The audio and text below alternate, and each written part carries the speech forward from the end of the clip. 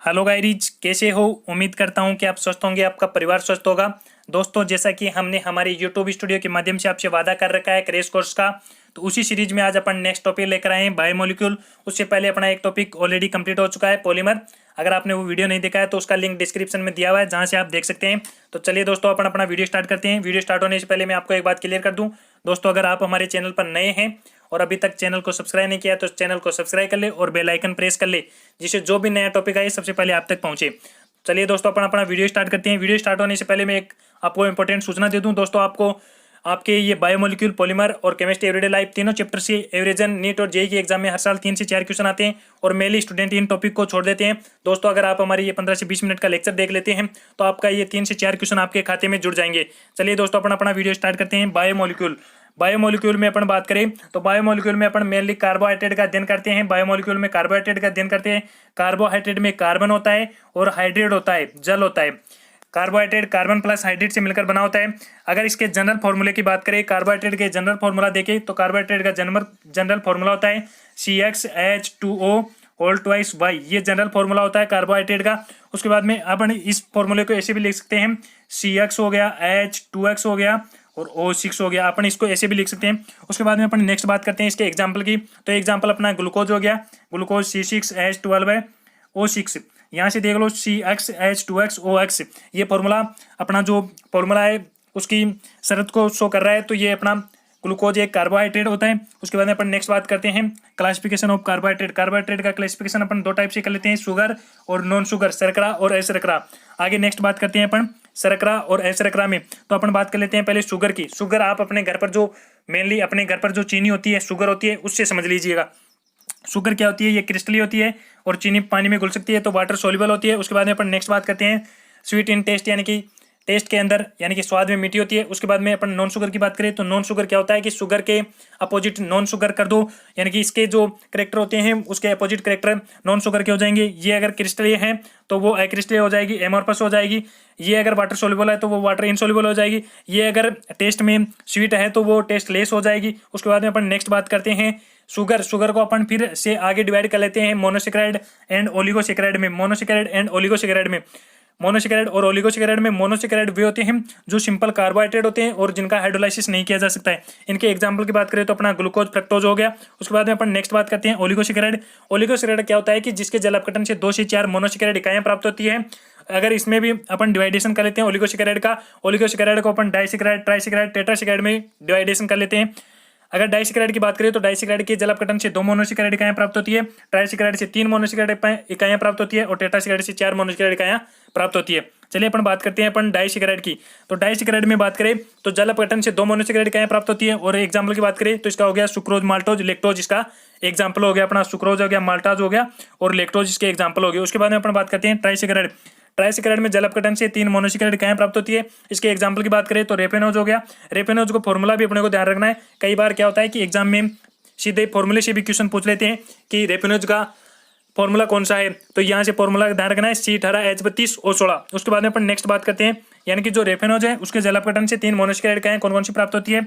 अपना ग्लूकोज प्राप्त होता है, फ्रक्टोज प्राप्त होता है और अपना ग्लेक्टोज प्राप्त होता है। ये 3 मोनोसेकेराइड इकाइयां प्राप्त होती है अपने रेफेनोज के जल अपघटन से। उसके बाद में अपन नेक्स्ट बात करते हैं टेट्रासेकेराइड क्या होता है कि जल अपघटन से 4 मोनोसेकेराइड इकाइयां प्राप्त होती है। उसके बाद में अपन भाई नॉन शुगर में अपन पॉलीसेकेराइड को लेते हैं। पॉलीसेकेराइड वे होते हैं जो जिनके जल अपघटन से, यानी कि जल अपघटन से 10 से ज्यादा मोनोसेकेराइड इकाइयां प्राप्त होती है। एग्जाम्पल की बात करें तो अपना स्टार्च हो गया, सेलुलोज हो गया। उसके बाद में अपन नेक्स्ट बात कर लेते हैं इनके भाई क्लासिफिकेशन यहाँ तक कंप्लीट होता है। उसके बाद में अपन नोमेनकल्चर कर लेते हैं कार्बोहाइड्रेट का नोमेनकल्चर। तो नोमेनकल्चर में बात करें भाई अपने को नोमेनकल्चर में अपने आईपीएस के नॉर्मल जो अपने नियम हैं वो भी यहाँ भी रूल फॉलो करने हैं। जैसे ट्राई के लिए 3 के लिए ट्राई लिखते हैं, 4 के लिए टेटा लिखते हैं, 5 के लिए पेंटा। इसी प्रकार से यहाँ भी यही लिखना है, परंतु यहाँ पर अपने को एक सफिक्स ओज जोड़ देना है। जैसे ट्राई है तो ट्रायोज हो जाएगा, 4 है तो टेट्रोज हो जाएगा, अगर 5 है तो पेंटोज हो जाएगा, अगर 6 है तो हेक्सोज हो जाएगा, 7 है तो हेप्टोज हो जाएगा।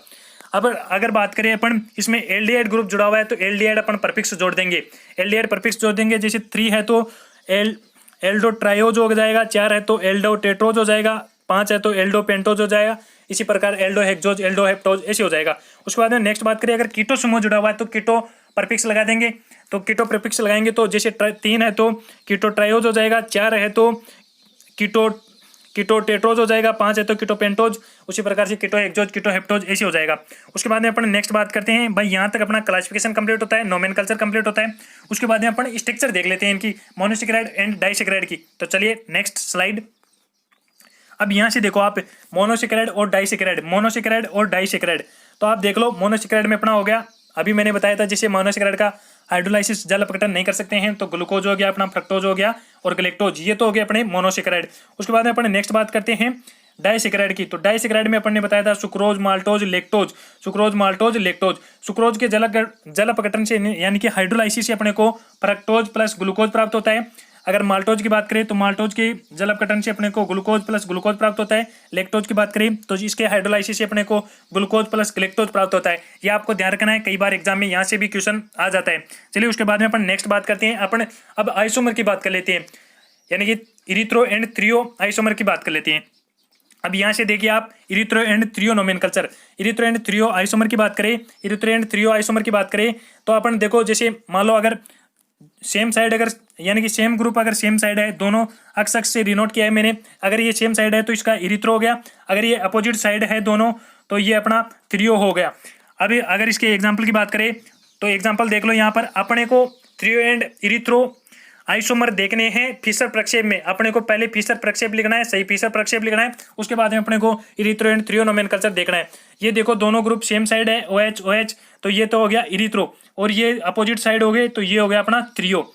अब आप भाई यहाँ पर कंफ्यूज होगा आपको इरिथ्रो एंड थ्रियो में, भाई अब तो याद हो जाएगा परंतु एग्जाम में आप भूल जाएंगे, तो इसके लिए मैं आपको एक ट्रिक बता देता हूँ।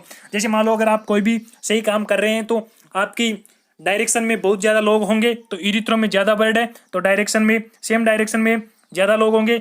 उसके बाद में अगर बात करते हैं भाई आपके कुछ अपोजिट भी होंगे तो आपके अपोजिट साइड कम लोग होंगे, तो आपको इसको ऐसे याद कर सकते हैं, अपोजिट साइड में अपोजिट यानी कि कम वर्ड से अपोजिट साइड में कम लोग होते हैं, तो ये अपोजिट वाला कम वर्ड वाला अपोजिट हो गया। चलिए उसके बाद में अपन नेक्स्ट बात कर लेते हैं, इरिथ्रो एंड थ्रियो नोमेनकल्चर की बात होगी। अब दोस्तों मैं यहाँ से आपको एक बार दोबारा रिवीजन करवा देता हूँ। आपका कार्बोहाइड्रेट का क्लासिफिकेशन हो गया, कार्बोहाइड्रेट का नोमेनकल्चर हो गया, फिर इरिथ्रो एंड थ्रियो नोमेनकल्चर हो गया। अब उसके बाद में अपन बात कर लेते हैं एब्सोल्यूट कॉन्फिगरेशन एल अथवा डी नोमेनकल्चर देख लेते हैं अपन। अब ग्लूकोज में देखते हैं तो ग्लूकोज जैसे मान लो ये ग्लूकोज का सूत्र है, ये हो गया C1 2 3 4 5 6, यानी कि अपना ग्लूकोज का सूत्र होता है C6H12O6, तो ये ग्लूकोज का फॉर्मूला है, इसका फिशर प्रक्षेप लिखा हुआ है। फिशर प्रक्षेप में अब देखते हैं अपन, अगर दाईं तरफ OH समूह जुड़ा हुआ है तो अपन इसको डी ग्लूकोज बोल देंगे, और अगर बाईं तरफ OH जुड़ा हुआ है तो एल ग्लूकोज बोल देंगे। OH के अलावा यहाँ पर NH2 समूह भी जुड़ा हुआ हो सकता है। अगर NH2 समूह में दाईं तरफ जुड़ा हुआ है तो उसको डी ग्लूकोज, अगर बाईं तरफ जुड़ा हुआ है तो एल ग्लूकोज बोल देंगे। चलिए उसके बाद में अपन नेक्स्ट बात करते हैं, ये कंपोनेंट की बात कर लेते हैं। कंपोनेंट ये मैंने आपकी बायोलॉजी की एनसीईआरटी से उठाया है, आप ये मैंने आपको लर्न करवाने के लिए, कई विद्यार्थियों को इसमें परेशानी होती है तो मैं लर्न करवा देता हूँ आपको, ट्रिक के माध्यम से आपको ये लर्न करवा देता हूँ। तो आप यहाँ से देखो वाटर में क्या होता है, एक कोई भी सेल होती है तो सेल के अंदर सबसे ज़्यादा पानी होता है, तो 70 से 90% तो पानी होता है। उसके बाद में बात करें अपन प्रोटीन की, तो प्रोटीन होता है 10 से 15%। प्रोटीन के आप ऐसे याद रखो भाई, परसेंट वाला एग्जाम के टाइम भूल जाते हैं, तो प्रोटीन में वर्ड गिनो आप प्रोटीन के अंदर 1 2 3 4 5 6 7, और आपको बिंदी भी ले लेनी है, यानी कि 10 ले लेना है। उसके बाद में अपन बात करें कार्बोहाइड्रेट की, तो कार्बोहाइड्रेट में कार से याद रख लेना, कार तो 3 वर्ड हो गए तो 3% हो गया। उसके बाद में अपन नेक्स्ट बात करते हैं लिपिड को अपन लिप से याद रख लो, होटो से याद रख लो, लिप होते हैं 2 होते हैं तो 2% हो गया। उसके बाद में अपन नेक्स्ट बात करें न्यूक्लिक एसिड की, तो न्यूक्लिक एसिड को आप ऐसे याद रख लो, न्यूक्लिक एसिड तो नाइट्रोजन का एटॉमिक नंबर होता है 7, तो ये 5 से 7% हो गया। उसके बाद में अपन बात करें आयन की, तो आयन से आयन, ये मतलब दिख रहा है ये एक की तरह, तो ये 1% हो गया। उसके बाद में अपन नेक्स्ट बात करते हैं। अब दोस्तों यहाँ से मैं आपको 2-3 क्वेश्चन मैंने स्लाइड में ऐड नहीं किए, वो मैं क्वेश्चन यहाँ पर करवा देता हूँ। उसके बाद में अपन क्वेश्चन प्रैक्टिस करते हैं, यहाँ तक अपना थ्योरी का कंटेंट क्लियर होता है। अगर बात करें अपन, एक देखो अपना होता है Br2 और H2O, Br2 plus H2O, Br2 और H2O, इससे अपन फ्रक्टोज और ग्लूकोज की रिएक्शन करवाते हैं, तो ग्लूकोज तो इससे रिएक्शन कर जाता है परंतु फ्रक्टोज इससे रिएक्शन नहीं करता है। तो Br2 प्लस H2O को अपने को ग्लूकोज और फ्रक्टोज को विभेदन के लिए उपयोग किया जाता है, दोनों का डिफरेंस करने के लिए Br2 H2O का उपयोग किया जाता है। उसके बाद में अपन नेक्स्ट बात करते हैं एक क्वेश्चन आता है कि ग्लूकोज में ऑप्टिकल आइसोमर की संख्या बताइए, फ्रक्टोज में ऑप्टिकल आइसोमर की संख्या बताइए। तो ग्लूकोज और फ्रक्टोज में ऑप्टिकल आइसोमर की संख्या निकालने के लिए, ऑप्टिकल आइसोमर की संख्या निकालने के लिए फॉर्मूला होता है 2n, जहां पर n किरियल कार्बन होते हैं, 2n, जहां n किरियल कार्बन होते हैं। तो ग्लूकोज में बात करें, फिशर प्रक्षेप लिख लेना, फिशर प्रक्षेप में देख लेना। ग्लूकोज में अपन अगर बात करें किरियल कार्बन की तो 4 किरियल कार्बन होते हैं। तो अगर 2n यानी कि 4 रखेंगे तो यहाँ से अपना ऑप्टिकल आइसोमर 16 हो जाएंगे। उसके बाद में अपन नेक्स्ट बात करते हैं फ्रक्टोज में अगर ऑप्टिकल आइसोमर की संख्या की बात करें तो फॉर्मूला वही ऑप्टिकल आइसोमर निकालने का फॉर्मूला 2n, जहाँ n यानी कि n होता है किरियल कार्बन की संख्या। अगर फ्रक्टोज में किरियल कार्बन की संख्या देखें तो फ्रक्टोज में किरियल कार्बन की संख्या 3 होती है, तो यहाँ से अपना ऑप्टिकल आइसोमर की संख्या 8 हो जाएगी। ये 2 क्वेश्चन आपको ध्यान रख लेना है, कई एग्जाम में कई बार ये पूछा जा चुका है। उसके बाद में अपन नेक्स्ट बात करते हैं। एक क्वेश्चन आपको और ध्यान रखना है, कई बार क्या होता है कि आपको समविभव बिंदु दे देंगे, और आपको कुछ एक PKA1 दे देंगे, PKA2 दे देंगे, समविभव पूछेंगे, PI पूछेंगे। तो आपको PI निकालने के लिए आपको ध्यान रखना है, आपको जैसे मान लो दिया हुआ है उसे आपको ध्यान में रखना है। जैसे मान लो आपको दिया हुआ है, ये कोई आपको एग्जाम्पल दे देंगे, जैसे NH3 दे दिया, CH दे दिया, COO- इसका PKA1 दे दिया 2.4 दे दिया, और इसका PKA2 दे दिया अपने को 1.6, और इसका PI पूछ लिया। तो इसका PI निकालने के लिए अपन क्या करेंगे, PI निकालने के लिए अपन दोनों PK को जोड़ देंगे। जैसे अपना था 2.4 था और 1.6 था, तो इन दोनों को जोड़ दिया, और उसके बाद में अपन 2 का भाग लगा देंगे इसमें। तो ये अपना हो गया, यानी कि अपना ये यहाँ से अपना आ गया 4 यानी कि अपना आ गया 4/2, तो अपना आंसर आ गया 2। ये क्वेश्चन भी कई बार PI का क्वेश्चन पूछ लेते हैं। उसके बाद में अपन नेक्स्ट अब यहाँ पर अपन क्वेश्चन स्टार्ट करते हैं। तो चलिए दोस्तों तैयार हो जाइएगा क्वेश्चन प्रैक्टिस के लिए। चलिए कंप्यूटर मार से प्रथम क्वेश्चन लाइए बच्चों के सामने। चलिए ये first question, which is known as the power house of the cell, यानी कि कोशिका का शक्ति ग्रह। पावर हाउस किसे कहलाता है, तो कोशिका का पावर हाउस कहलाता है अपना माइटोकॉन्ड्रिया। ऑप्शन नंबर 2 सही हो जाएगा। उसके बाद में अपन नेक्स्ट बात करते हैं, which of the following is the disaccharide, यानी कि इनमें से कौन सा डाइसेक्राइड है। तो अभी मैंने डाइसेक्राइड के एग्जाम्पल बताए थे आपको, सुक्रोज, माल्टोज, लेक्टोज। तो यहाँ से ऑप्शन में से देख लो लेक्टोज है, तो ऑप्शन नंबर 3 सही हो जाएगा। उसके बाद में अपन नेक्स्ट बात करते हैं, नेक्स्ट बात करें तो अपना नेक्स्ट हो जाएगा question, the product of hydrolysis of starch is, यानी कि स्टार्च के जल अपघटन से कौन सा उत्पाद प्राप्त होता है। तो स्टार्च के जल अपघटन से अपने को अंतिम उत्पाद प्राप्त होता है ग्लूकोज। ऑप्शन नंबर D सही हो जाएगा। उसके बाद में नेक्स्ट क्वेश्चन की बात करें तो the molecular formula of most common disaccharide, यानी कि सबसे सामान्य डाइसेक्राइड का अपने को अणुसूत्र बताना है। तो सबसे सामान्य डाइसेक्राइड का अणुसूत्र हो गया C12H22O11 प्लस H2O। इसका हाइड्रोलाइसिस करवाएंगे तो 2 मोनोसेक्राइड इकाइयाँ C6H12O6 प्लस C6H12O6 प्राप्त हो जाएगी। उसके बाद में अपन नेक्स्ट बात करते हैं नेक्स्ट क्वेश्चन की।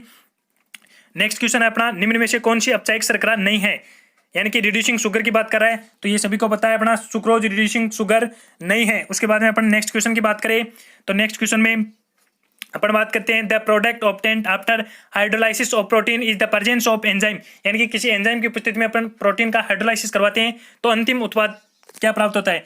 तो अंतिम उत्पाद यानी कि प्रोटीन क्या होता है, एमिनो एसिड की पॉलीपेप्टाइड चेन होती है, तो अपना एमिनो एसिड प्राप्त होता है। उसके बाद में अपन नेक्स्ट क्वेश्चन की बात करें तो नेक्स्ट क्वेश्चन में बात करें, the example of globular protein is, यानी कि दानेदार प्रोटीन का उदाहरण बताना अपने को। तो दानेदार प्रोटीन का उदाहरण हो गया यहाँ पर इंसुलिन, ये कोलेजन, माइसिन, क्रेटिन, ये तो फाइबर्स प्रोटीन होते हैं। ग्लोबुलर प्रोटीन अपनी इंसुलिन होगी। उसके बाद में अपन नेक्स्ट क्वेश्चन की बात करें, alanine is the example of, alanine उदाहरण है तो एलेनिन अल्फा एमिनो एसिड का एग्जांपल होता है। उसके बाद में अपन नेक्स्ट क्वेश्चन की बात करें, एक second, which of the following is the base amino acid, यानी कि सारे बेसिक एमिनो एसिड, यानी कि सारे एमिनो एसिड की बात कर रहा है तो अपना लाइसिन, सारे एमिनो एसिड होता है लाइसिन, बाकी के सभी अम्लीय हैं, एकमात्र यहाँ पर लाइसिन है वो जो कि सारे एमिनो एसिड है। उसके बाद अपन नेक्स्ट क्वेश्चन की बात करें तो नेक्स्ट क्वेश्चन में एंजाइम आर, यानी कि एंजाइम होते हैं तो ये आप सभी को पता है, बायोलॉजी में पढ़ते हैं एंजाइम, सभी एंजाइम प्रोटीन होते हैं। उसके बाद में अपन नेक्स्ट क्वेश्चन की बात करें, प्रोटीन का अमीनो अम्ल में परिवर्तन निम्न में से किस एंजाइम द्वारा होता है, यानी कि अपने को उस एंजाइम का नाम बताना है प्रोटीन का अपन ने, यानी कि कन्वर्जन क्या है एमिनो एसिड में, तो कौन सी एंजाइम की प्रेजेंस में करेंगे, तो इसका अपना आंसर हो गया सी, ट्रिप्सिन। ट्रिप्सिन एंजाइम की उपस्थिति में प्रोटीन का एमिनो अम्ल में कन्वर्जन करेंगे। उसके बाद में नेक्स्ट क्वेश्चन है अपना केमिकली मैसेंजर आर, यानी कि जो रासायनिक दूत कहलाते हैं, तो रासायनिक दूत हो गए अपने हार्मोन, ऑप्शन नंबर फर्स्ट। उसके बाद में नेक्स्ट क्वेश्चन की बात करें, number of the thyroid gland is in human is, यानी कि थायराइड ग्लैंड के अंदर ह्यूमन में थायराइड ग्लैंड की संख्या की बात करें तो थायराइड ग्लैंड की संख्या हो गई 1। उसके बाद में अपन नेक्स्ट क्वेश्चन की बात करें तो growth hormone is secret by, यानी कि ग्रोथ हार्मोन किसके द्वारा सीक्रेट होता है, तो ग्रोथ हार्मोन अपना सीक्रेट होता है अपना पिट्यूटरी ग्लैंड के द्वारा। उसके बाद में अपन नेक्स्ट क्वेश्चन की बात करें, नेक्स्ट क्वेश्चन हो गया अपना विटामिन ए डेफिशिएंसी केसेज, यानी कि विटामिन ए की कमी से होने वाला रोग है, तो अपना विटामिन ए की कमी से होने वाला रोग हो गया बेरी। उसके बाद में अपन नेक्स्ट क्वेश्चन की बात करें तो न्यूक्लिक अम्ल में न्यूक्लियोटाइड एक दूसरे से जुड़े होते हैं, in nucleic acid nucleotide are attach to one another by, तो ये अपने फॉस्फोरस समूह द्वारा जुड़े रहते हैं, ऑप्शन नंबर 3 सही हो गया। उसके बाद में नेक्स्ट क्वेश्चन की बात करें, how many nucleotide sequence from one codon in mRNA for an amino acid, यानी कि कितने न्यूक्लियोटाइड का क्रम एमिनो अम्ल के लिए संदेशवाहक RNA mRNA के लिए एक कोडोन बनाता है, तो ये 3 न्यूक्लियोटाइड मिलकर के एक कोडोन बनाते हैं, तो 3, ऑप्शन नंबर 3 सही हो जाएगा। उसके बाद में अपन नेक्स्ट क्वेश्चन की बात करें तो नेक्स्ट क्वेश्चन है RNA व DNA क्रियलता असमित अणु होते हैं, इनकी क्रियलता का कारण है, यानी कि DNA and RNA have chiral asymmetric carbon atom, the reason of their chirality is, यानी कि इनकी क्रियलता का कारण है, तो ये एसिमेट्रिक फॉस्फेट एस्टर यूनिट, यानी कि असमित फोस्टर एस्टर इकाइयों के कारण इनमें क्रियलता होती है। उसके बाद में नेक्स्ट क्वेश्चन की बात करें तो नेक्स्ट क्वेश्चन हो गया RNA में कार्बनिक सार होते हैं, इन RNA नाइट्रोजनस बेस आर, यानी कि RNA में, तो RNA में आपको पता है बायोलॉजी में पढ़ते हैं आप एडेनिन यूरेसिल साइटोसिन ग्वानिन, और DNA में यूरेसिल की जगह थाइमिन हो जाता है, तो ऑप्शन नंबर 5 सही हो गया। उसके बाद में अपन नेक्स्ट क्वेश्चन की बात करें तो नेक्स्ट क्वेश्चन है अपना न्यूक्लिक अम्ल में क्रम है, the sequence in nucleic acid is, यानी कि अपने को न्यूक्लिक एसिड न्यूक्लिक अम्ल में क्रम बताना है, तो इसका क्रम होता है सार शर्करा फॉस्फेट शुगर, यानी कि base sugar phosphate, option number 5 सही हो गया। उसके बाद में यहाँ तक अपने भाई थ्योरी कंप्लीट हुई, क्वेश्चन कंप्लीट हुए, तो चलिए दोस्तों यहाँ तक आपका ये बायोमोलिक्यूल कंप्लीट होता है। आप इसको 2 या 3 बार देखिए, वीडियो को 2-3 बार देखने से आपका क्रिस्टल क्लियर हो जाएगा, एग्जाम तक आपको रिवीजन करने की कोई ज़रूरत नहीं है। दोस्तों मैं ये गारंटी ले सकता हूँ कि आप अगर हमारा ये वीडियो देखते हैं तो बायोमोलिक्यूल का एवरेजन 1 या 2 क्वेश्चन एग्जाम में आते हैं, तो आपका गारंटेड सही होगा। चलिए दोस्तों मिलते हैं अगले नए वीडियो में, तब तक जय हिंद जय भारत।